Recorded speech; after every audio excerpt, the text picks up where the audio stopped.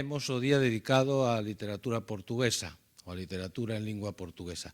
Temos como convidado especial a Xosé Viale Moutiño, é un bello amigo de Carlos Casares, un bello amigo tamén da Fundación, que elixiu como crítico a Vicente Araguas, que tamén vai falar, amén amigo da Fundación, non podo evitar decirlo, de Carlos Casares. E temos como moderadora a María Isabel Morán, que é profesora de Historia da Literatura Portuguesa na Universidade de Santiago de Compostela. O mecanismo é igual que estes días, vai presentar a moderadora e despois de dar a palabra ao crítico e despois o último en falar é o autor invitado, pero que tamén hai a liberdade de que se estableza un diálogo entre dous ou entre tres. E ao final habrá un turno de preguntas e remataremos. Moitas gracias, por favor, María Isabel. Bon día. Antes de máis, agradezo á Fundación Carlos Casares o convite para presentar e moderar a mesa de hoxe. É un placer estar aquí, participando deste evento, coordenadas, para establecer, en certa maneira, un diálogo sobre a literatura, un diálogo entre Galiza e Portugal, como un acto que aposta firmemente, así o entendo eu, polo coñecimento, o mutuo coñecimento do que acontece nun e noutro lado do miño en termos de creación, en termos editoriais, en termos de relacionamento entre leitor e público, etc. Temos a sorte de contar, por un lado, coa presenza do escritor portugués Xosé Viale Moutiño e, por outro lado, do escritor e tamén crítico literario Vicente Araguas. Difícil ou imposible será falar en breves instantes do labor literario de Viale Moutiño. Darei apenas unhas pequenísimas pinceladas sobre a súa bibliografía, sobre a súa actividade intelectual en xeral, coa finalidade de, obviamente, non roubar tempo á intervención dos dous protagonistas do encontro nen o debate posterior. Viale Moutiño ten un moito amplo conxunto de obras editadas e traducidas para as máis diversas linguas europeas e linguas peninsulares. Foi director, entre outras, da Asociación Portuguesa de Escritores, da Sociedade Portuguesa de Antropoloxía e Enoloxía, do Círculo de Cultura Teatral, presidiu tamén a Asociación de Xornalistas e Homes de Letras do Porto, poeta, ficcionista, antoloxista, ensaísta e investigador. É tamén autor de varios libros para crianzas, traballos de pesquisa, sobre todo no ámbito da literatura popular, da Guerra Civil de España e da deportación nos campos de concentración nazis, así como de estudos de varios autores da literatura portuguesa, apenas para mencionar un de Camilo Castelo Branco, non? No ámbito da poesía, prácticamente será mellor que nin mencione unha das súas obras porque son tantas. Vou simplemente mencionar unha que As portas entreabertas, porque trátase de unha colección de poesías, non? De 1975 a 1985, e tamén de colección de poesías, nos situamos con o seu último libro, entendo que é o último, Os cimentos da noite, non é así? No ámbito da narrativa son tamén moitas as obras publicadas a partir daquel natureza morta iluminada e no País das Lágrimas ou do Romanceiro da Terra Morta, entre moitos outros. E, obviamente, é tamén un autor moi representado en antoloxías e en volumes de obras colectivas.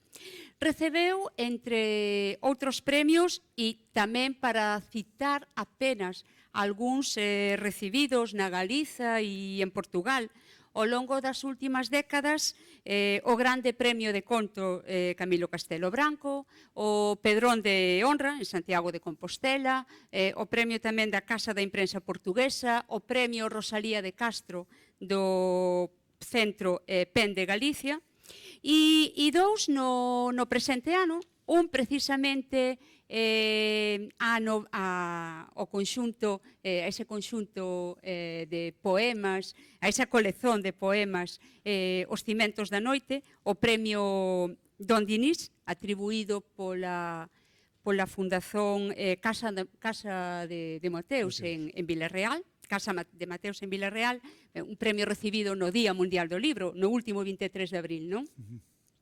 E quero tamén citar outro dos recoñecimentos do autor, o premio que penso que aínda nen o recolleu, nen foi entregue, non? Por esta situación da pandemia. O premio de Arrimar, da Escola Oficial de Idiomas de Santiago, de Compostela. Como docente de literatura portuguesa, aínda que non da Escola Oficial de Idiomas, quería facer referencia a este premio que se lle concede a Vialo Moutiño. É un premio especial que leva o nome de Embaixada da Amizade galego-lusófona. Embaixada da Amizade galego-lusófona. E ao lado do escritor Viale Moutiños está Víctor Araguas, licenciado en Filoloxía Inglesa na Universidade de Santiago e doutor pola Universidade da Coruña, para, alén da súa actividade e activismo social como cantautor, ten seguido ao longo da súa trayectoria intelectual polo camiño da creación, despois veremos tamén polo camiño da crítica, mas tamén polo camiño da creación en varios xéneros literarios. En datas recentes, só para mencionar as obras de datas recentes, por exemplo, no ámbito da poesía, creo que é unha obra de 2020, O amor non se fala soamente, non é así?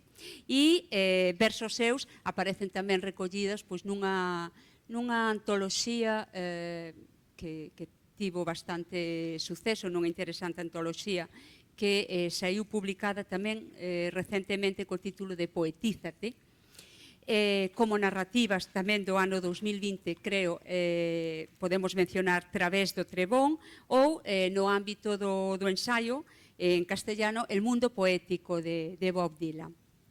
Ademais, ten partillado a súa actividade docente coa da tradución e, como decía antes, coa da crítica literaria en publicacións como Leer ou como revista de libros ou como columnista no Diario de Ferrol, en El Correo Gallego ou en La Región. E como crítico, precisamente, recebeu o premio Reimóndez Portela de xornalismo e tamén últimamente recebeu o premio Gustavo Adolfo Bécquer pola súa trayectoria intelectual e literaria.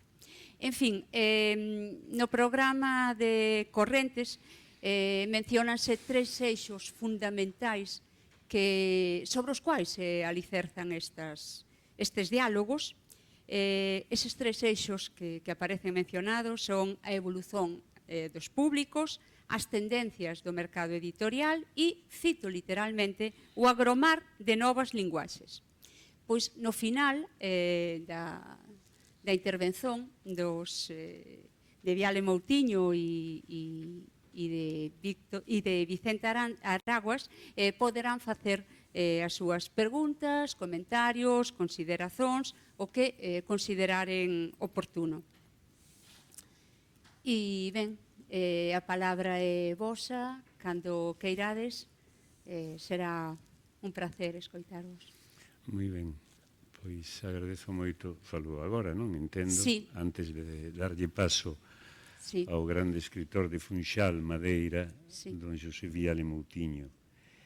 Viale Moutiño moitas cousas, eu penso sobre todo de poeta, se non está de acordo que diga despois, que me corrixa, que me enmende, ou que diga o que lle pete como natural que para iso veu. Eu veño aquí simplemente non direi de comparsa, que palabra moi fea, que quizás de mariachi, que palabra un poquinho mellor, pero para acompañalo nas súas rancheras, non? Xa que Fado di que non está preparado para cantalo, tampouco sería mala idea, porque ele sempre estivo detrás do mundo da canción, e pois Xosé Afonso comenzara cos fados de Coimbra. El foi o primeiro biógrafo do grande, do inmenso Xosé Afonso Seca Afonso, que aquí en Santiago precisamente encetara a boroa de Grándola Vila Morena naquel mítico recital do ano 72 no Burgo das Nacións. Pero pois é poeta, vanme permitir que eu comece cun pequeno diálogo, xa que estamos a falar de diálogos, que fixen eu co poeta Viale Moutiño, que no libro Piano Bar de 1986 escribiu varios poemas ao redor de Troia. Estou falando non da Troia de Slieman, mais da Troia que está pertiño de Setúbal, da península de Troia. E ten varios poemas que reflicten a decadencia, a desfeita dos apartamentos aqueles que hai en Troia, non durante o verán, que a xente vai no verán, máis durante o inverno, aquilo é ou era decadencia ou desfeita. E escribe Viale, un home, por certo, tan namorado da decadencia que parte da súa obra vira ao redor de Venecia, e estou vendo desde aquí aquel libro Aguas Negras, que é un libro recente que ten moito que ver co Venecia, non? Novembro na península de Troia. Hai varios poemas, pero vou ler este especificamente, que foi o que provocou a miña resposta, para que vexemos un pouco o diálogo que hai, o que pode haber e que ten que haber entre Portugal e a Galicia. E antes de seguir adiante, quero dicir que en contraste con outros escritores portugueses, xa non direi xente do común, porque en Portugal, comentábamos xe no almorzo, hai moita xente que quere falar español, e que se lles vas falando galego non lles presta nada. Mesmo podes intentar o portugués, bueno, con máis ou menos suceso, e igual, sin máis contudo, queren entrar no español, non? Mas Viale, desde que o coñecín, sempre falou en portugués, con nosos galegos, digo. Non sei o que fai cando vai a Badajoz ou cando vai a Madrid, mas aquí fala exclusivamente, e como estes, digamos, esta xente teimosa, e coraxuda galega, que non máis fala galego, aquí, algún mesmo fora de aquí, como un diputado galego, a quen quero moito, non vou citar porque igual non lle presta, decía un día a outro diputado, concretamente o cantautor José Antonio Labordeta, decía, cuídame este diputado, e decía, xa se cuida el, que aquí nos fala en galego, exclusivamente en Madrid, a todos os demais membros do Congreso, non? Con quen fala. Bueno, pois Viale aquí fala en portugués, o que quere decir que fala en galego, e se falamos en galego, falamos en portugués, non?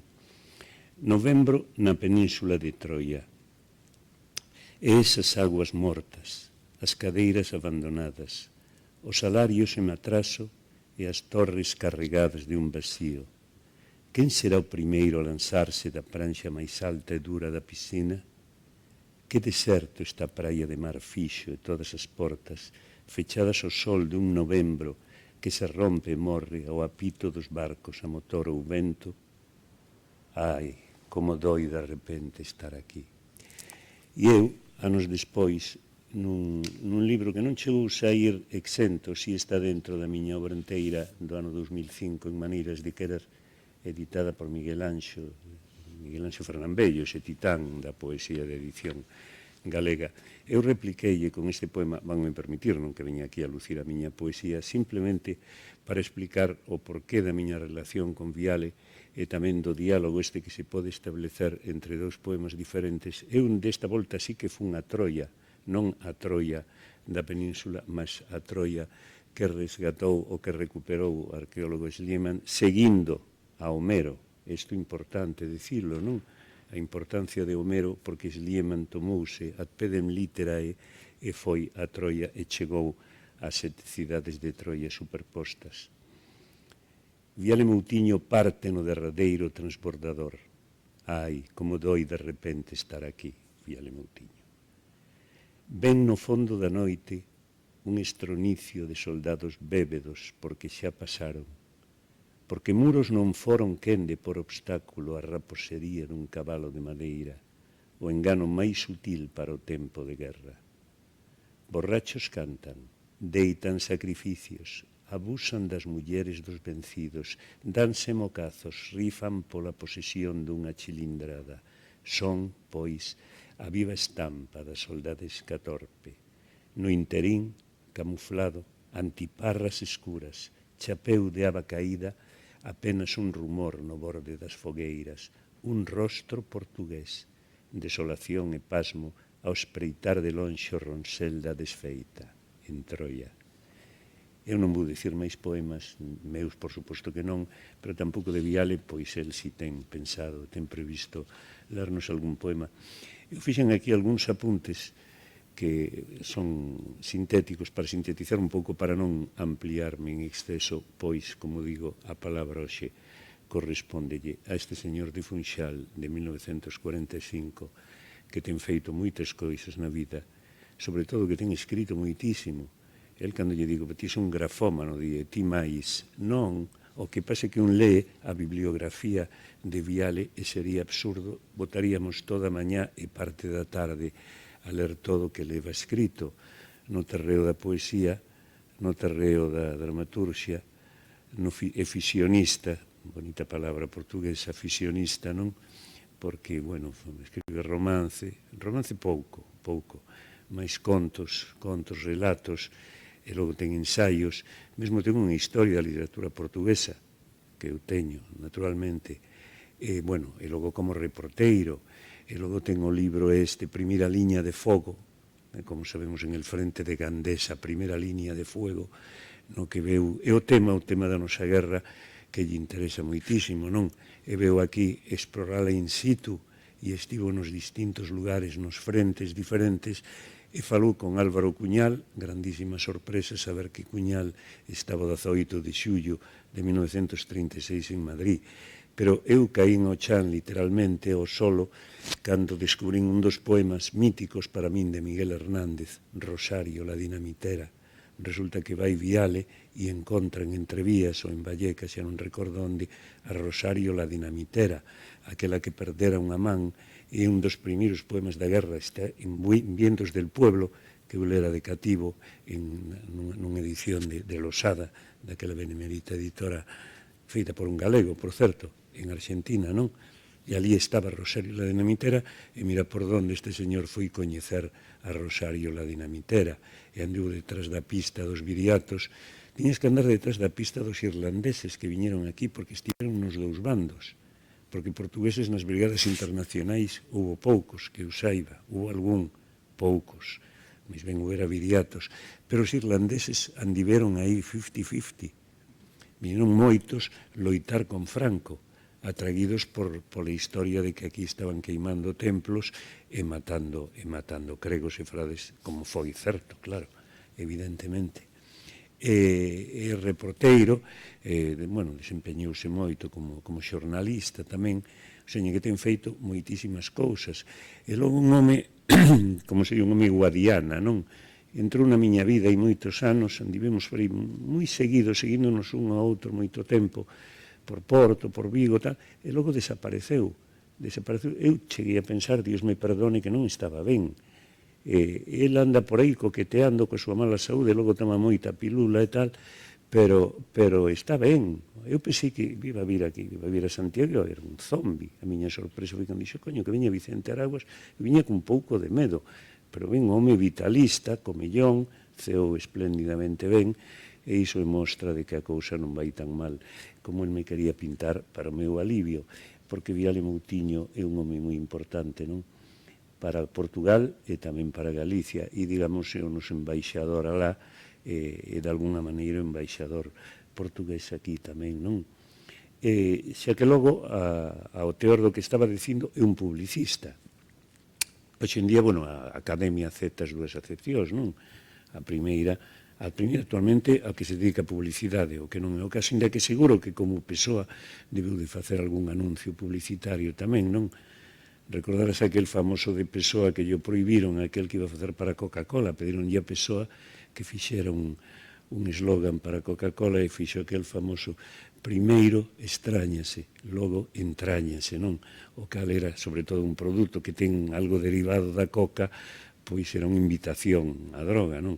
Din que por iso en Portugal, cando ia de cativo, non se podía tomar Coca-Cola, había Canada Dry, recordo. A Coca-Cola non estaba, agora sí.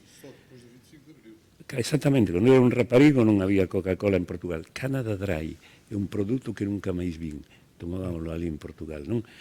E din que algo tivo que ver o famoso eslogan do autor de Bernardo Soares, non? E como digo, un escritor todoterreo do que tiven a miña primeira noticia, curiosamente o periplo dese libro, porque seu primeiro en español, non? A biografía de Xosé Afonso, seu en español, o sea, que o percorrido é labiríntico, o de que se ve en Júcar, non? En Júcar. Foi a primeira noticia que tiveramos xunto co disco aquel Cantares do Andarillo, editado en Moviplay, o primeiro disco de Xosé Afonso que saiu aquí en España, digo, Cantares do Andarillo, diría eu, e simultaneamente, máis ou menos, é cando aparece a tua biografía, non? E como digo, logo comezamos a cadrar en lugares varios, no clube aquel decadente que me levaras a cear en Porto, con aqueles camareros con lazo de gato, con smoking e tal, non? Un señor moi bello que debía ser dos tempos desa de Queiroz. Ele, sobre todo, de Camilo Castelo Branco.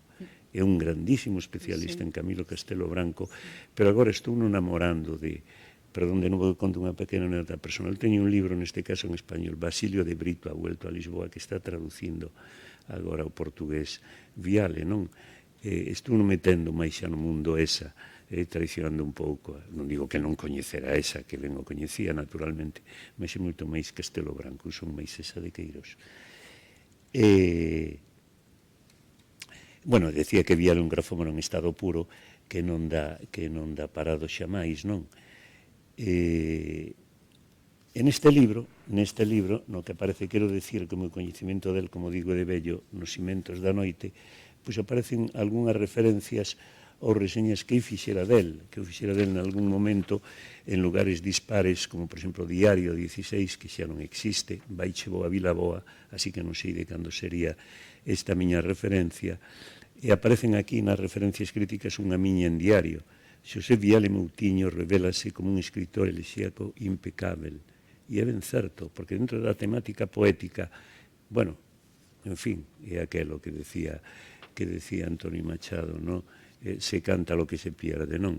E el fala moito, fai moita elexía, non? A este mundo, parece que un pouco a cousa da poesía, intentar reter o tempo, non? Para iso están os estribillos, e para iso están os ritornelos e tal. E volve sempre, non? Ao mundo anterior. Pero traballa tamén, a parte da elexía, o mundo da arte. Por exemplo, e logo saben parellar moi ben, é unha cousa que me chama a atención, por exemplo, se aparece Amadeo Modigliani, xa está Amadeo de Sousa Cardoso tamén polo medio. Bueno, gusta moito da arte, da pintura e do debuxo, do deseño. Este tamén outro mundo que aparece en el, non? E a paisaxe, pero integrada no punto humano, porque un humanista, realmente Viale, un humanista no bello senso, porque a súa campo de tendencia, de inclinacións é moi amplo, non? E logo escriben en Diario de Ferrol, Viale Moutiño, un autor que viaxa moito lonxe, bueno, cita en portugués, eu non escriben en portugués, mas si aparece aquí en portugués, claro, que voa moito alto, que preenche espaços onde outros escritores deixarían mocos, lugares vacíos pela simples incapacidade de encontrar o indescifrável. Decía que para min, Viale Moutiño, desgrazamente desapareceu durante 8 ou 10 anos, despois destes contactos que tivera con el, o último, non o derradeiro, afortunadamente, o último en Vigo, un día de moitísima calor, e desapareceu, e o organizara en Madrid, na Casa de Galicia, durante 2 anos e medio, tiven certo mando en plaza na organización de actos poéticos, e fixeronse unhas estacións poéticas, bueno, con poetas en galego, poetas en español, poetas portugueses, por ali pasou Ana Luisa Amaral, pasara Nuno Giudice, pasara Virgilio Vieira, en fin, xente daquela moi... Ana Luisa Amaral, que vende gañar o Premio Reina Sofía, unha grandísima poeta, non? Fa un inciso para decir que en Vaso Roto saiu aí pouco unha antoloxía de 17 poetas portuguesas, Sombra de porcelanas bravas, editada por min, traducidas por min, son 17 mulleres que van de Ana Gastón Márquez, Ana Luisa Amaral, Sara F. Costa, Claudia Sampaio, bueno, ata 17. Hai un mundo de poesía en Portugal, é o de sempre se di que Portugal é prácticamente descoñecido aquí, non? Hai un mundo poético, sobre todo de mulleres, coido eu neste momento, impresionante, non? E bueno, Viale reapareceu hai pouco de novo na miña vida, pois mandoume algúns libros e tal nun pacote, eu que pensei que tivera aí un problema técnico, estaba no dique seco, e cando lle devolvín co libro este meu Basilio de Brito, contestoume, mal me fixeches, que tiven que volver ler o Basilio de Brito, o primo Basilio, e empezou outra vez, digamos, a nosa relación que me trae aquí, afortunadamente, non? Ou seña que Viale é versátil, ten o don da versatilidade, tanto no terreo como escritor que como no terreo humano, non? Propiamente é un home moi vital, moi vitalista, cousa que se lle agradece moito, non? Os premios, bueno, que tampouco vamos referir aquí os premios, e ten unha dúcia deles, son 24 xa, non? Agora ten a Don Dinís, que teremos que ir aí a Portugal a ver de que vai a cousa, non? E como poeta é moi interesante porque Viale é realmente un home sentimental, está claro, un home moi amigo dos amigos, un home que se verque, pero logo poéticamente non é o poeta previsible, non é o poeta, insisto, ainda que fale do mundo que xa non existe, non é o poeta do déjà vu, mas é o poeta que embrida o pudor, é un poeta pudoroso, non vamos esperar dele esa explosión que fica aí sempre detrás de todo isto o misterio, non? Eu decía aquí que o seu a rabia feita idea, ou a idea engagé que se combina cun temperamento enragé, a decadencia, a desfeita diante dun tempo maldito, mais que se ergue desde as ruínas. E o poema este que dixen eu no novembro na Península de Troia, para min vou recordar aquel cantautor italiano Claudio Baglioni, que ten unha canción que se chama Piccolo grande amore, para min é un piccolo grande poema. Este de Troia. Esta é unha faciana, das facianas diferentes de Viale, mas logo ten un humor, e ten un humor negro, e ten un humor negrísimo en Aguas Negras. En este libro engana un pouco, non? Porque un di A peste no seu esplendor, que vende sair nunha edición que lle recomendo, moi manexable, moi de peto, unha delicia de edición, Este diría, bueno, que pasa que escribiu na pandemia, hai contos anteriores, evidentemente. Hai outros, probablemente agora nos dirás, que si están escritos ou non durante a cuarentena, durante o confinamento, pero aquí hai humor, e hai humor negro, e hai humor cruel. E este home tan bonachón, tan pícnico, que non leptosomático, non pícnico, non? Pícnico. Isto a veces é duro. E erótico tamén, o que pasa é que logo embrida e os remates non hai happy ends porque non lle dá gana, non? Porque non lle peta e aí para un pouco. Ás veces aí no punto erótico hai como algún coitus interruptus, diría eu. Corríxeme se estou nun erro, ou se non chamamos o bispo de Porto para que nos faga despois a confesión. E no libro Primeira liña de fogo, o último que lín de Viale foron estes Aguas Negras, isto, bueno, antoloxía, poesía enteira, este da que sae o venres en La Región, a miña reseña da peste no seu esplendor, e como decía, Primeira liña de fogo, bueno, hai moitas entrevistas vivo en directo, unha delas cun galego que cheguei a coñecer, Santiago Álvarez, que tamén os mirei moito, un home pequeniño que votara 15 ou 18 anos no penal de Burgos, rematada a guerra, non? Publicara un libro en Xerais que non se vendera nada, un libro de memorias. Logo publicara varios libros de memorias con Isaac. Isaac publicaba todo, como ben sabemos. Era un home tan xeneroso, non? Bueno, publicara a primeira edición galega, se non estou nun erro, de Memorias dun neno labrego, que se vendeu moitísimo, pero publicaba todo canto libros e lle oferecía, e sobre todo en poesía, ás veces notábase, non? Isto que había un exceso aí de publicacións. Pero Santiago Álvarez publicara varios volumes de memorias aí, seis, e logo publicou en Xerais tamén. Estaba moi cabreado porque non se vendía nada, sabes que era un home que se enrevexaba e tal, e tiven trato con el. Bueno, é pouco máis vou dicir de Viale, senón que sigue moi en activo, siga vostede tan vivo e tan sano, garde a rematar a traducción do meu libro, polo menos, señor Viale Moutiño, bueno, vamos a dar a palabra, non xa, e eu xa podo seguir falando, pero eu penso que xa chegados a este punto, non? Chegados a este punto, é o mellor calo, é o mellor calo, non? Vou rematar con unha anécdota moi boa que me contou un actor, Luis Pérez Agua, de outro actor, de Agustín González. Agustín González, recordades Agustín González, que ao final da súa vida andaba así un pouquiño daquela maneira. Agustín González, o actor. Estaba facendo Don Latino de Hispalis en Luces de Bohemia, en Valladolid, no Teatro Calderón. E sí que estivo glorioso nese momento, estuvo espectacular. Fai o mutis polo foro, o público responde aplauso tibio.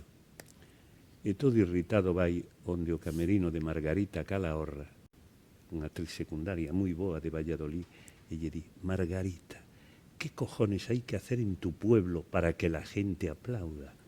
E dille Margarita: la mitad, Agustín, la mitad. É unha anécdota que teño utilizado, bueno, pois eu espero ficar aquí na mitade e que este señor faga o doble, non? E logo pois xa falamos nós, quen queira facelo. Bom, começo por agradecer à Fundação Carlos Casares o facto de me ter convidado e sobretudo para esta sessão. Agradeço as palavras também da Maria Isabel Mourão e do Vicente Aráguas e também às atenções que nos tem dispensado o nosso querido amigo também Gustavo Garrido. Bem, mas aqui há um problema. Aqui eu ouvi falar isto que está a acontecer aqui é uma espécie de antecipação da nota necrológica que sairá mais tarde.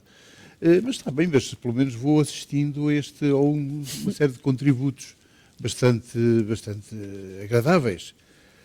Mas eu, como escritor, acho que posso resumir a minha atividade pelo seguinte: sou um contador de histórias, umas vezes em verso, outras vezes em ficção, outras vezes mesmo no próprio jornalismo, por onde andei 40 anos, mas agora pouco já mais tenho que fazer. Tenho que fazer as reedições dos livros, que se vão esgotando.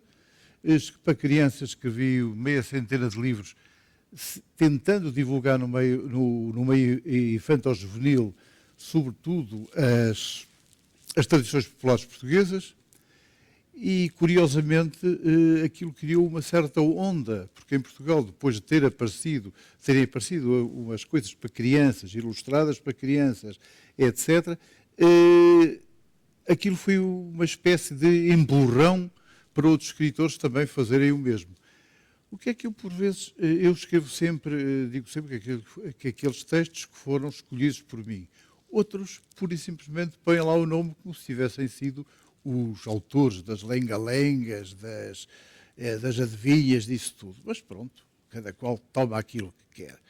Mas deu muito gozo tratar com as crianças. Fui muito às escolas, falei com imensas crianças, eu chegava com determinados materiais e eles traziam outros materiais que eu mais tarde até utilizei alguns e isso deixou-me ficar sempre muito contente, porque via nessas escolas como é que funcionavam os livros. Com adultos é um bocado diferente, quase nem damos por ela. Eu não sou assim muito prático nessa coisa que se chamada sessões de autógrafos, mas quando vou, chego a ter multidão de 2 e de 3 pessoas. Mas já estou de tal maneira habituado que já não ligo. Mas, no entanto, quando dou por ela, os livros desapareceram do mercado, estão esgotados, pronto, e faz-se nova edição. E isso dá-me muito gozo, aparecer uma nova edição. Simplesmente uma coisa que em Portugal está em vias de extinção é uma coisa chamada crítica literária. E então eu decidi obviar isso fazendo o seguinte: todas as reedições trazem sempre um prefácio, ou seja, um prólogo, ou um pós-fácio novo. E isso ajuda também os futuros leitores e, enfim, dá um empurrão também, um novo empurrão à obra. E a verdade é que se vai comentando e estou a começar a perceber que já há um público de estudiosos inclinado sobre a obra. Ainda há pouco tempo publiquei na imprensa da Universidade da Madeira, publiquei uma antologia com os meus textos madeirenses. E há duas docentes universitárias que comentam, uma a abrir, outra a fechar. Saiu bastante... chamou a atenção para uma obra. Como aquilo é uma antologia dos meus diversos livros, dos textos que lá estão sobre a Madeira, aquilo veio mostrar que há uma voz, de facto, da Madeira que está espalhada por diversos livros. E tem impulsionado também o aparecimento daquilo do estímulo para um público muito mau leitor, que é o público da Madeira, que praticamente não pega num livro, mas que tem uma coisa interessante. Começou agora a perceber-se que existe uma literatura madeirense, ou seja, em que se fala dos problemas da ilha e dessa coisa toda, mas já desde o século XIX. E então é uma coleção chamada Os Ilustres Desconhecidos. E aí temos figurado os vivos e os mortos. Bom, mas para diante. Entretanto, uma coisa que eu não consigo conceber é uma literatura sem ter alguma intervenção. Uma intervenção social.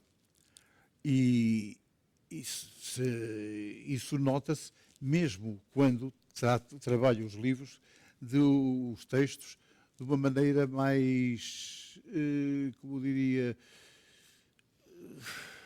mais à margem das realidades, aparentemente, mas, no entanto, acabam por ter essa carga de crítica social e isso tudo. Isso também tem sido, felizmente, tem sido assinalado e parece que funciona.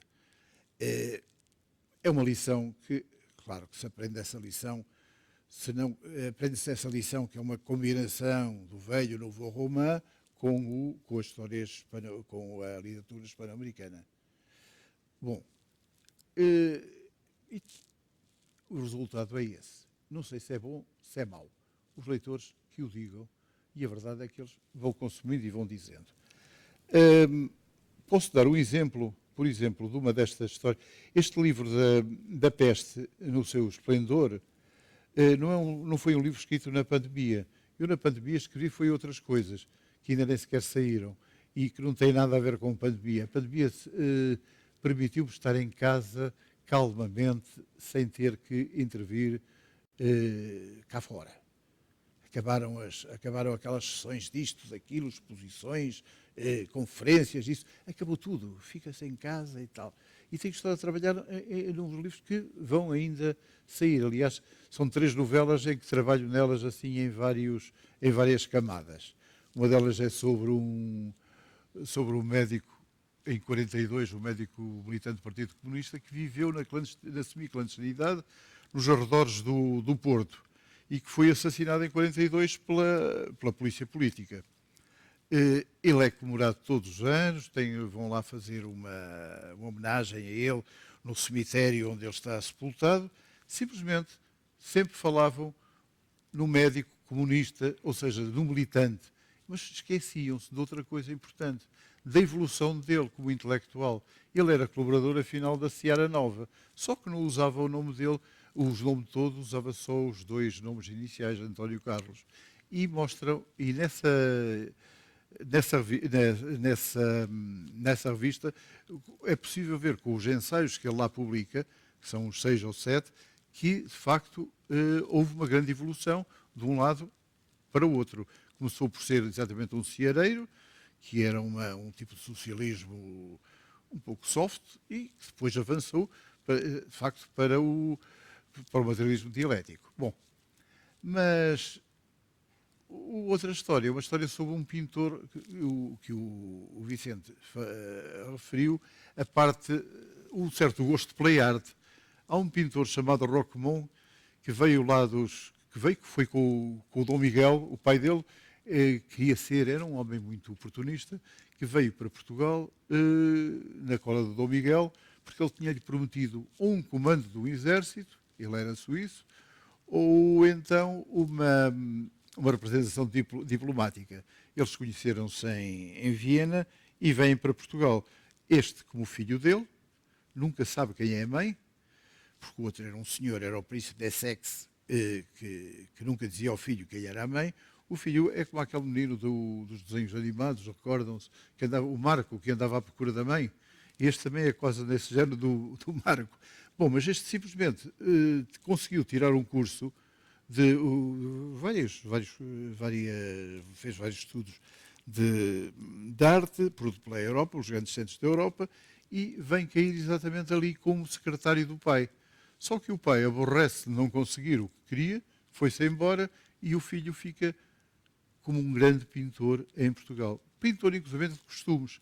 O nosso Almeida Garrett chega a dizer que tomara que os pintores portugueses tivessem a mesma noção de pintura portuguesa que ele tinha. Bom, e lá vou contando a história dele, como o Cerco do Porto e tal. Tem um certo toque histórico também. E o outro é sobre uma coisa que não tem nada a ver com Portugal, que é Oradour.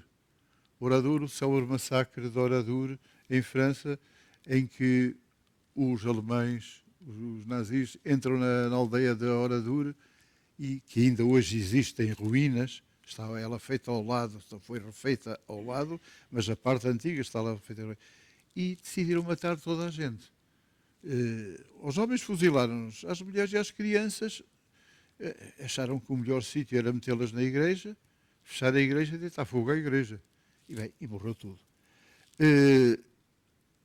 Essa é uma história que está em elaboração.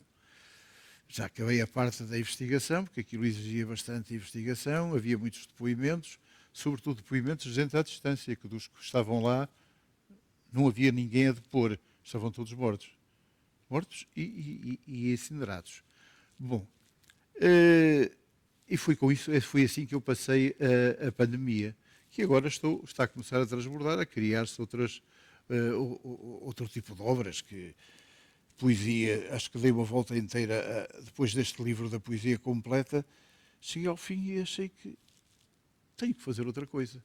E decidi fazer outra coisa, e fiz-me o desafio de fazer poesia em prosa, aquela prosa poética, essa coisa toda, e consegui elaborar um livro que também irá para o prelo um dia destes. Entretanto, como bem disse o Vicente, entusiasmei-me bastante com o primo Basílio dele. E confesso que entusiasmei-me mais com o teu primo Basílio que com o primo Basílio do Essa. É uma questão de parentescos. E fiz a tradução, que está pronta, agora estou a passá-la, porque eu normalmente trabalho essas coisas à mão, e agora estou a passá-la para o computador para te mandar, para tu veres. E, simultaneamente, há outro escritor que também trabalhei sobre um livro dele, também está para sair, que é o Ricardo Martínez Conde, também galego. E, curiosamente, é uma parte da obra dele que também a escreve em castelhano, tal como o teu. Por conseguinte, estas duas traduções estão a ponto de sair. Anteriormente, publiquei traduções de, pelo menos, um livro do Ferrinho, o Arraianos, e o pequeno camponês do Neira Vilas. A história do Neira Labrego. Houve aí alguém que me caiu em cima a dizer que não se devia traduzir do português do galego para o português. Eu confesso, ninguém sabia neste momento quem era o Neira Vilas, que na altura este livro saiu em 74, 75, e foi imediatamente adotado no ensino para a introdução à política. Como sabem, o Neira Labrego serve perfeitamente para ser uma introdução à política. Mostra a consciência de um Neira Labrego a ganhar a consciência política. As injustiças, isso tudo e tal. Com o Ferrinho, hoje também ninguém saberia quem era o Ferrinho, porque se não tivesse essa publicação em Portugal. E já saiu outro livro também dele e tal. Começaram a sair então os galegos, por exemplo, o Gonçalo Navasa, e outros têm saído também em português. E assim se conhecem. Há, claro, uns por editoras maiores, outras por editoras mais pequenas, mas a verdade é que têm saído. E, curiosamente, também nós, a seguir ao 25 de Abril, quando a Margarita Ledo estava exilada em Portugal, fizemos uma...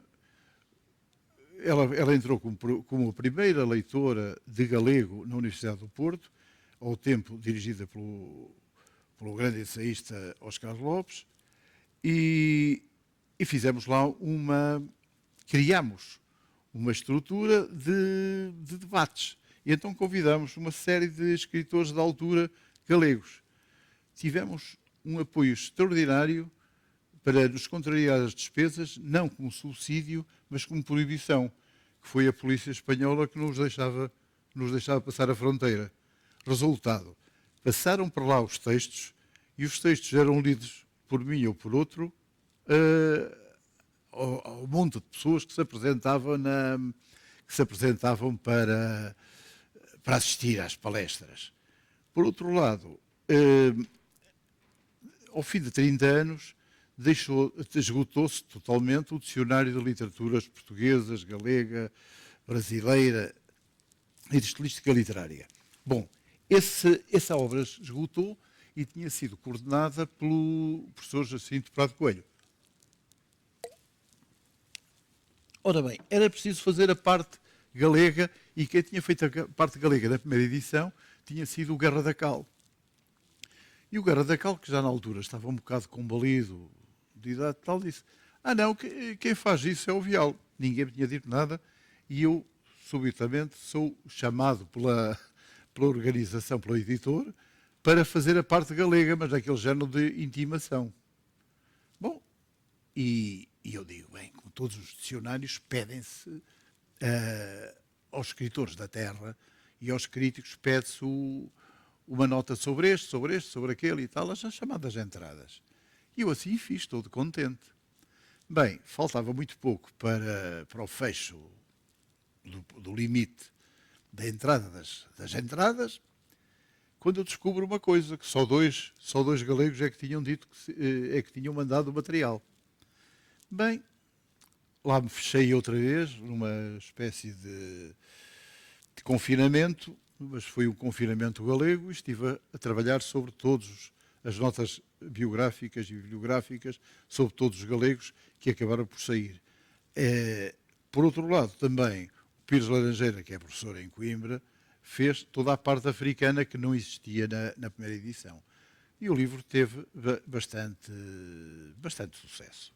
O livro não, eram 3 volumes enormes, de 400 ou 500 páginas cada um, e lá saiu aquilo. Bom, mas adiante. Isso foram algumas das diligências que se fizeram do lado. Daqui, eu gostaria de poder dizer-lhes alguma coisa sobre aquilo sobre aquilo que escrevo. Mas eu nunca me sinto muito bem também a explicar muito bem aquilo que faço. Por uma questão, eu faço e acabou. Acaba por ser mesmo... Eu digo, não, acho que um escritor não tem que estar a justificar-se perante... Eu gostaria de ler um conto meu e depois 2 poemas, eu suponho que isto lhe dá mais a ideia do que as coisas fazem. Ora bem, de como é que faço? Isto chama-se A Peste no seu Esplendor. E eu utilizo materiais, ultimamente, materiais que eu tinha na memória o desenrolar disto, que é o caso, por exemplo, de piratas. Também faço histórias de piratas hoje em dia. A Peste no seu Esplendor. Quando os piratas abordaram o Camaleón, o galeão espanhol rendeu-se imediatamente e os atacantes entraram voando pendurados pelas amarras com as espadas entre os dentes. O capitão pirata, o tristemente célebre Black Joe, quis logo saber com o que poderia ali contar. Número de tripulantes, tanto mais que não os via na coberta, e a carga que traziam. Dom Diego de Navarro e Parma, o capitão, que se encontrava solitário ao leme, informou que além dele havia apenas mais 10 homens a bordo e todos se encontravam desarmados e confinados no dormitório. Black Joe contraiu o rosto receando uma armadilha, pelo que percorreu o galeão, acompanhado com os seus melhores combatentes, todos eles empunhando espadas nuas e com pistolões à cinta. Os piratas não tardaram em encontrar os 10 referidos marinheiros deitados nas suas redes, todos inofensivos, seminus e de aspecto cadavérico. O oficial espanhol declarou, com voz entrecortada, que estavam todos doentes e que o galeão transportava os tesouros de 2 igrejas peruanas destinadas ao rei de Espanha. Depois fez uma pequena pausa e acrescentou logo algo que marcaria os piratas para sempre. Se soubessem a nossa desgraça, observando os inimigos assim rendidos, aquele bando de desgraçados, o capitão Black Joe parou a inspeção. Os piratas tentavam ler no rosto do seu comandante o que se seguiria, mas ele já não apresentava a sua natural energia. E não respondeu logo aos seus homens quando estes perguntaram se deveriam começar a passar pelas espadas os tripulantes do camaleão. O comandante do galeão, ouvindo a pergunta, arquejando, encostando solene, disse-lhes: podem matar quem vos apetecer, mas a verdade é que, tendo vocês entrado no camaleão, sobretudo depois de estarem tão perto destes infelizes, tal como eu, foram contaminados pelo mesmo mal que nos apanhou há uma semana, quando recolhemos uns pobres náufragos que a sede e a fome liquidou no mar. Qual é esse mal? Quis saber o capitão pirata, transparecendo natural inquietação. A peste. A peste destruiu 80 e tal dos meus tripulantes. Restam estes, todos doentes, pestíferos.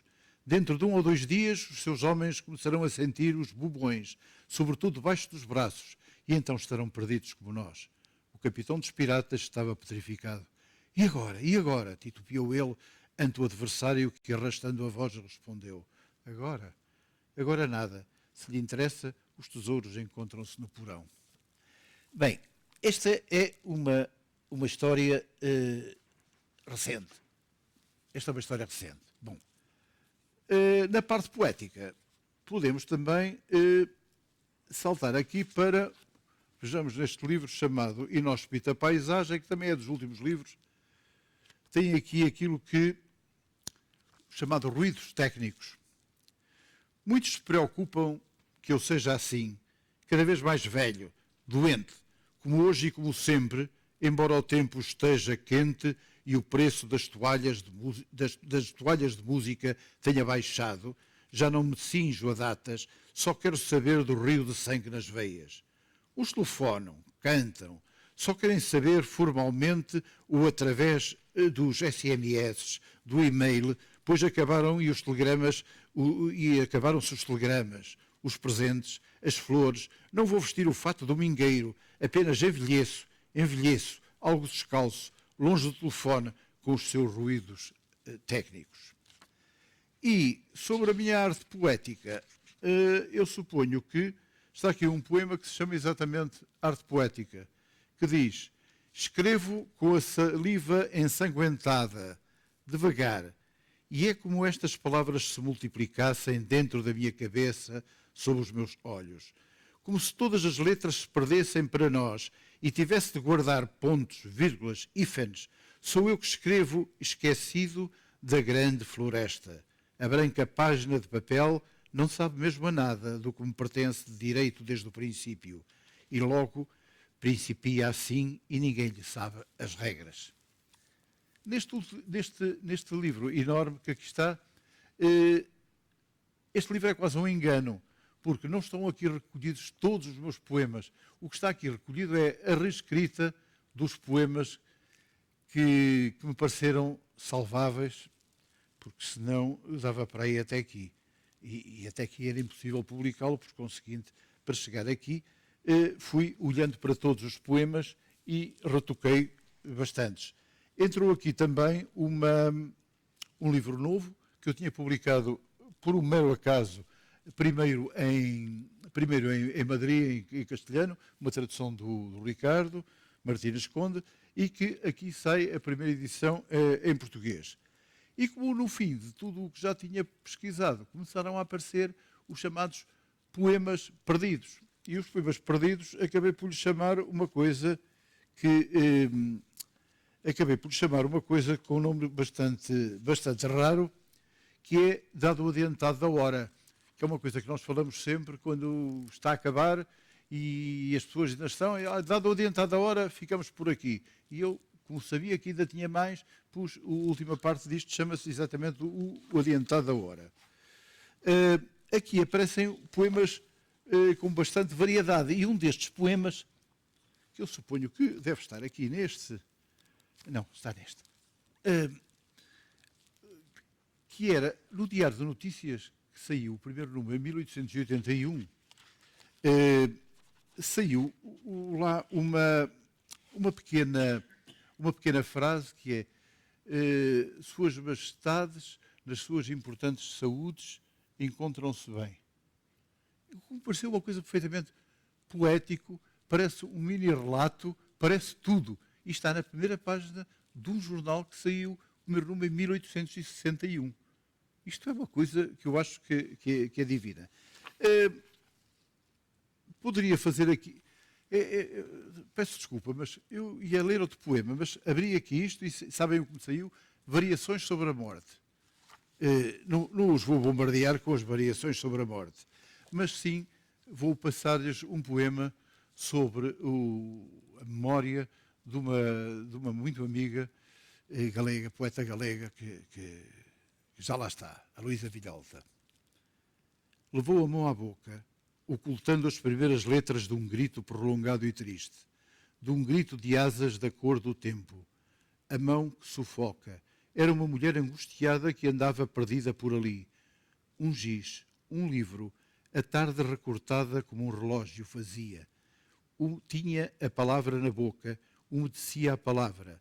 Tocava com os dedos, deitava a palavra na língua, o tempo preso na boca do relógio. Vazia a tarde, da cor das letras, com as asas de um grito insuportável, sufocado, oco angustiado, sem ter mesmo nada para dizer. Isto foi feito exatamente na altura da morte da Luísa Vidalta. Agora, há pouco não referi, uma coisa muito importante, o Vicente Aráguas, desde há quantos anos? Eu praticamente tenho feito comentários de todos os meus livros nas revistas em que colabora, porque é o seguinte, conhece suficientemente as minhas coisas para quando ele fala, eu pura e simplesmente falar só porque sou obrigado a falar, porque ele já disse tudo. Non, perdón, se agora podo dicir unha coisiña, pois Sí? a propósito da plaga, eu ben entendín que nos contos, os relatos non están escritos nese momento, nesa altura. O título é un pouco vantaxista, porque si aparecen neste momento que si están aparecendo libros. Felizmente non tivemos peste. Libros que se chaman pandemia, claro, e todo isto, non? Pero aparte que me gusta máis plaga que pandemia no sentido literario. Hai un antecedente glorioso de Daniel Defoe, o ano da plaga, non? Inda que fose unha pandemia, como ben sabemos, vamos explicar a etimoloxía da palabra pandemia, non?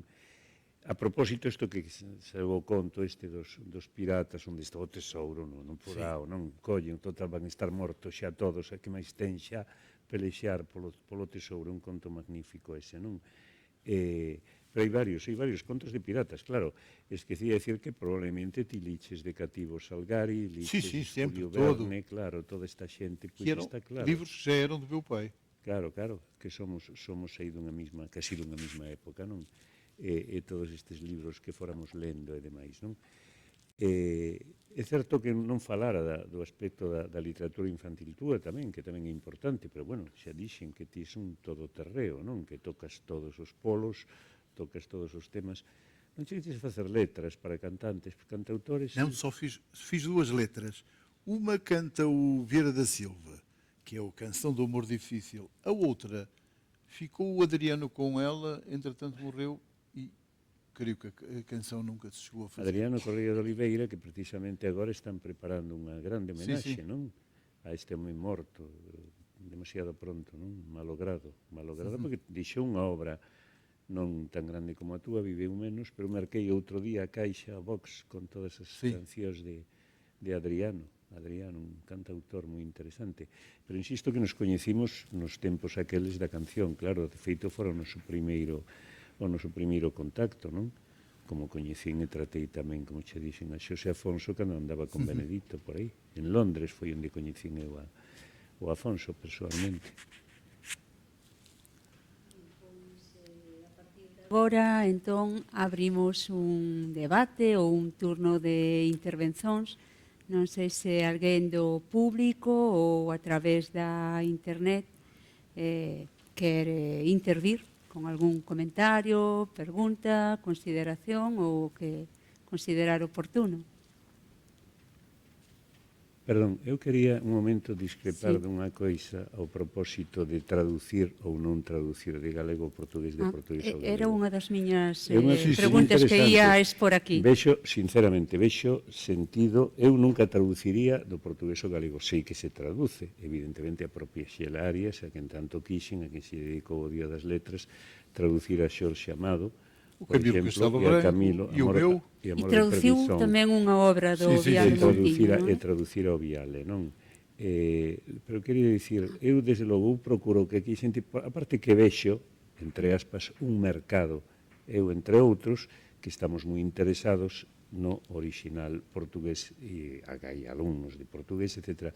A cousa é diferente en Portugal, non? É diferente porque non vexo realmente saída ao libro galego, agás en xente moi especializada, non? Estiveram armazenados no Porto Sí, edições galegas, sí. mas assim em quantidades tal, e não tinham saída. É o que penso. Eu tamén penso na mesma dirección que Vicente. De aí entendo que para que Ferrín se espalle, a fin de contas, nun idioma que ven sendo o mesmo, pero facelo ao revés, mesmo o libro este de Venancio, que é moi interesante, que ven de sair en Galaxia, que teño na táboa de noite paralelo, pero eu prefería lelo en portugués directamente, non? É un poquinho que me pasa co libro de Irene Vallejo, este que tamén traducido do español ao galego, bueno. Pois a verdade é que o meu comentario ia tamén nesa dirección. Non é o mesmo de portugués para a versión galega do que de galego para portugués, que aí sí que ten muitísimo Mas máis. sabes que acontece também uma coisa curiosa, que é o caso, por exemplo, de um...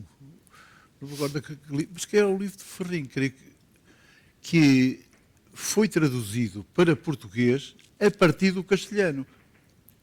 E isso notamos logo no texto português. Que vinha a montagem toda vinha toda a montagem do castelhano. Por ignorância do galego. Se falares galego no Porto, tenho a impressão que sou capaz de não te entender. Que é curioso isso. E o que non dixe ser curioso é que falamos de Ferrín e a pouca difusión que ten fora un autor, para min, tan grande como Ferrín, fora de Galicia. Arraianos, que a mí me parece un libro espléndido, traducirase ao español, coido que non editora zaragozana por Luisa Castro, se non estou no foi. Libro que pasou absolutamente desapercibido. E non porque non fixera algunha crítica en revista de libros ou en leer e tal, e pouco máis soubera de Arraianos. Non se coñece fora Xosé Luís Méndez Ferrín como debera. E pódese falar nos mesmos termos da relación Galiza-Norte de Portugal que Galiza-Portugal? Imaginemos que o Viale Moutinho, en vez de ter, vou utilizar unha expresión non moi afortunada, mas é a que se me ocorre agora, o centro de operacións no Funchal, en vez de no Porto, a relación sería coa Galiza, eu creo que non se pode falar, que é moita máis estreita, claro, obviamente, tamén por motivos xeográficos, culturais, non se pode falar nos mesmos termos de relación entre literatura galega con os autores portugueses actuais que están a publicar agora mesmo do norte de Portugal, até o Miño e o Douro, con autores, digamos, co seu centro de operacións en Lisboa.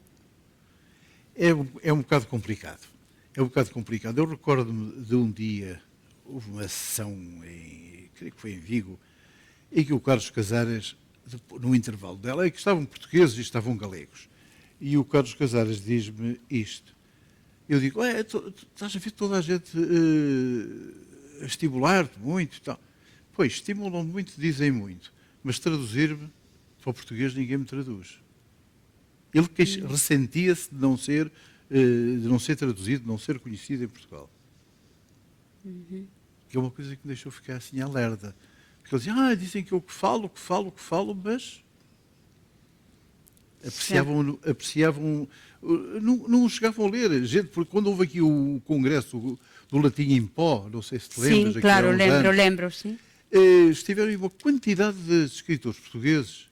E era do latín da lusofonía no máis amplo sentido da palabra, non? Porque estaba tamén representantes do Brasil, da África. Andei a ver os portugueses que compravam livros galegos ou que se interessavam. Não vi comprar um único. Eu comprei 2 para oferecer a 2 deles porque não se chegavam sequer aos sítios onde estavam a vender os livros. Havia um desinteresse total. É assim uma coisa muito curiosa. Para eles, o escritor galego era o Gonçalo Torrente e o Camilo José Sela. Eram os escritores galegos.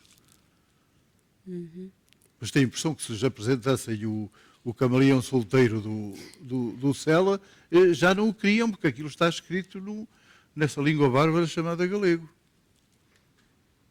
Temos entón que dar pasos como que estamos dando aquí hoxe. Ten que haber un maior diálogo, entón. Mas isto não, olha, mas garanto uma coisa, não vai muito longe. E de agora nem nas nossas línguas sequer, nem no português nem no galego, agora há uma recessão muito grande de leitores. É assim. Infelizmente é isso. Bom, non sei se o Vicente quer dizer ou acrescentar algo nese sentido. Carlos Casares non está traducido ao portugués. Quem? Carlos. Non está Carlos traducido ao Casares, portugués. não, nada. Non se traducira nada ao portugués. É isso, que ele queixava-se disso. Xa.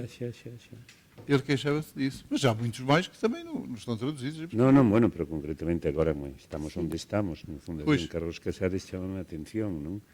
Porque estamos falando de algúns autores galegos que se están traducidos. E nota uma coisa, e há apoios para a tradução. O que é o curioso é que há apoios para a tradução da Junta e tal, mas ninguém os vai pedir para traduzir o galego. Com aqueles 2 que saíram, quer o do Ferrinho, quer o do Neira Vilas, os 2 do Ferrinho e o Neira Vilas, não tiveram apoio nenhum. Não foi pedido apoio nenhum esse. E há apoios, como sabem. Tu também vais sair sem apoio. Bom, e xa unha pregunta máis concreta en relación ao que comentou durante ou que comentaste durante a túa intervención. Falabas de que estabas a facer algunhas reedicións de obras, non? Pareceme moi interesante o programa de integrar nesas obras ou integrar ou acrecentar prefacios novos, non? Introducións novas e... Claro. De acordo. Fai parte desa mesma liña esta recompilación que temos nos cimentos da noite? Porque é tamén unha... Mas este não tem... decididamente não meti prefácio nem pós-fácio. Não me refiro do prefácio, mas meti a coleção das críticas. Sim. Uma seleção de críticas e tal. Mas se voltar a sair outra edição deste livro... Dos cimentos da noite. Claro que vai ter um ensaio de abertura. Sim. E, entretanto, têm saído críticas agora sobre ele. Sim. Por certo, o livro é sumamente aconsellável, mas está muito bem editado, formosamente editado. E serve, tens um armário em casa assim.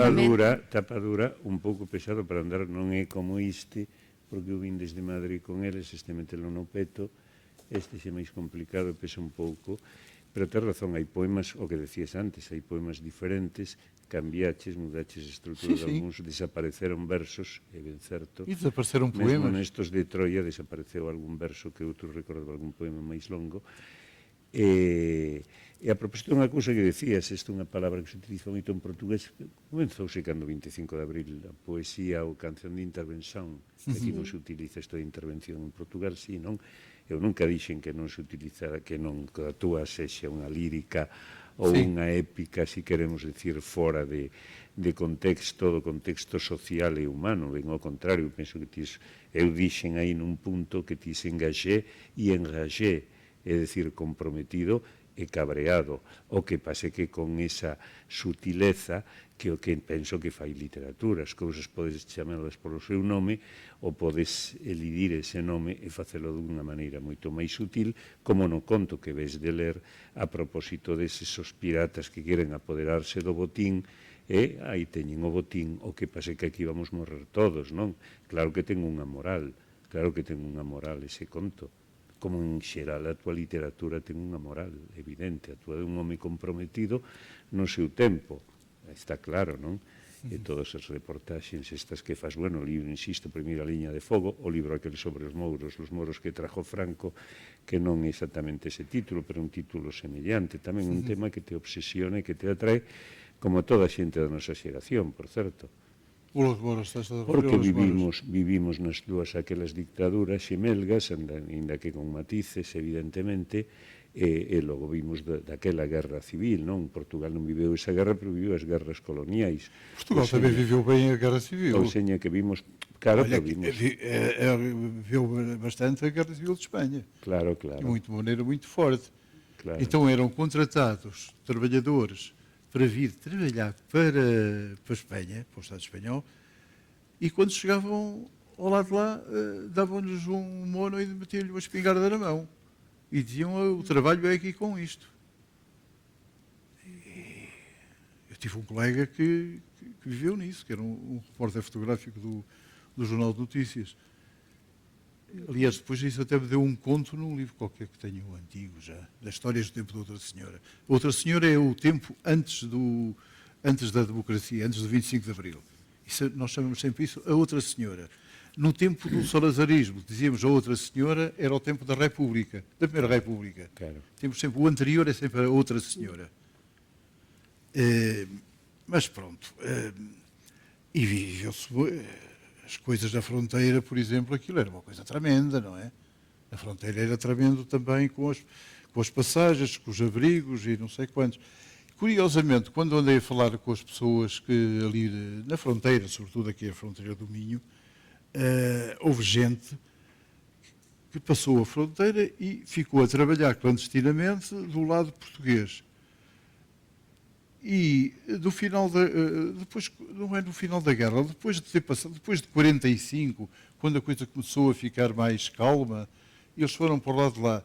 E havia um sujeito que tinha ido para o lado, entrou outra vez, reentrou na Galiza e foi para uma aldeia que ficava a 1 quilómetro do sítio onde ele tinha estado refugiado.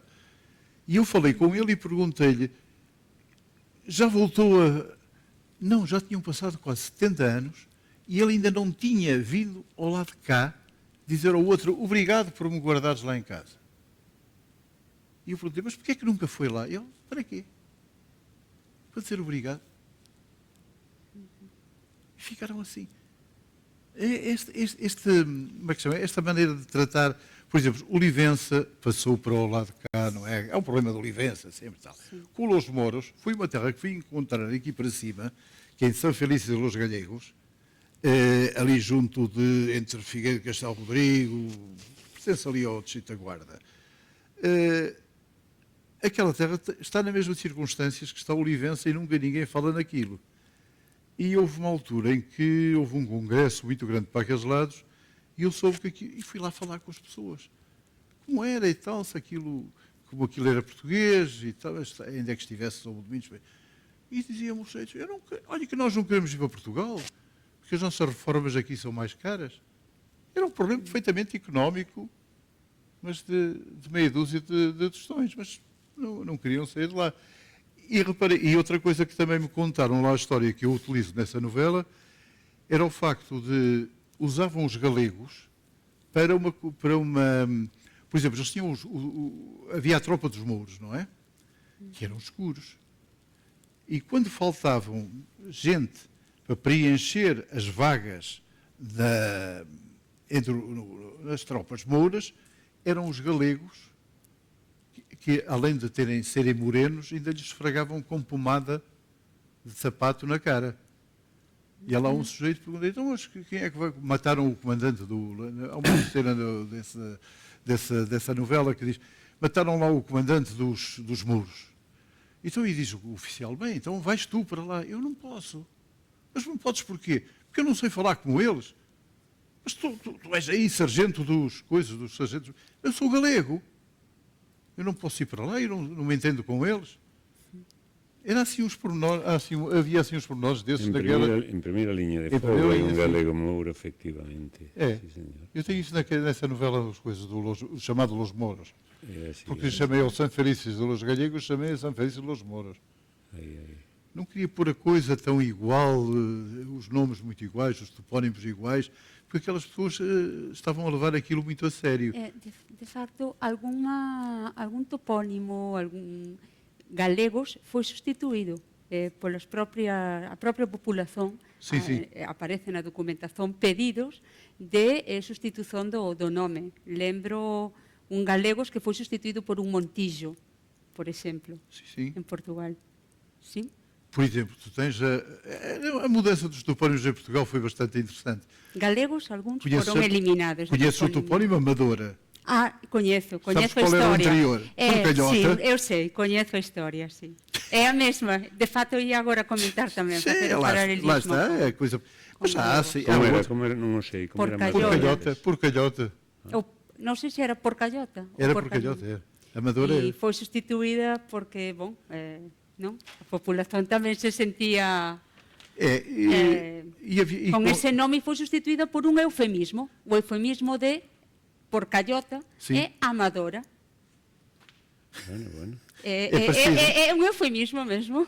E acontecia, por exemplo, aconteceu também com Constância, a terra por onde esteve muito tempo a viver, ou algum tempo a viver o Camões. Constância tinha outro nome, mas também era outro nome assim perfeitamente ordinário. Bueno, pues Ai, bastante non esos sei. sitios, non? Fuente Vaqueros, onde naceu Federico García Sí. Lorca, era asquerosa cando nace Federico García Lorca. Pois é a mesma historia de Amadora. Asquerosa pasa a ser así, home. Sí. É. E Miraflores de la Sierra Porquerizas, e un caso sangrante, Azaña, en Toledo, foi cambiado por Numancia de la Sagra. Azaña, sí, literal. Não, isso tinha piada fazer um estudo Literal, sobre isso. Numancia de la Sagra, chamase agora, Azaña. E não há perguntas da outra banda, pois não? Fiquei así con unha a túa anterior libro de poemas Portas entreabertas, non? Sí, É o sí. título. Foi a primeira antologia dos meus poemas. Sim. Exactamente. E en Cimentos da Noite falas de portas de vidro que están fechadas. Chámame moito a atención porque esa imaxe das portas, non? Que xustamente nas dúas antologias, neste caso é un verso, non sei se aparecen máis, mas por acaso, pegando no libro, encontreime con ese poema, que é o poema Recusas simples, leva por título. E, de facto, veño con el aquí hoxe. E fálase de portas de vidro, claro, que nos permiten ver, mas son portas de vidro que están fechadas. E o problema das portas de vidro que estão fechadas é que por vezes não se veem. É por iso que me chamou a atención. Olha, eu tenho uma cicatriz aqui no braço e por aqui Eu também abaixo tenho. a passar por uma porta de vidro. Eu tamén teño. E num museu de Bragança, uma inauguração de uma exposição lá, havia uma determinada zona que tinha uma porta de vidro que fazia assim. De repente, olhávamos para a porta de vidro, estava uma série de... todos cheios de sangue. Carai. Foram 3 pessoas rapazeiros, pumba, batiam ali. As portas são uma coisa tremenda, as portas de vidro são tremendas, deviam ser proibidas. É um mistério tremendo. Elas desaparecem e aparecem. E quais son as portas de vidro que encontra o criador literario? Por exemplo, pode haver uma porta de vidro entre nós, pode haver uma porta de vidro entre nós, e nós não a vemos, mas sentimos que ela que está ali. Agora durante a pandemia, até criaram, ou seja, deram uma forma sólida a essas portas de vidro. Durante a pandemia, que nos puseram então portas, tu até na televisão vês eles a conversarem Sim, claro. com uma coisa de vidro no meio, com uma muralha de Sim. vidro. A Ben, porta pode ser aberta ou não. E de então? acordo. Bom, estaba a partir de aí a dar un significado, en fin, a trascender, non? do concreto. Sim, mas é que isto vai do concreto para lá. É. Isto vai do concreto para lá. Bom, non sei se o Vicente quer dicer algunhas eu penso xa palabras máis. Se non for así, creo que estamos xa dentro do límite do horario e entón, non sei, supoño que quer facer algún tipo de, dar algunhas palabras o Gustavo.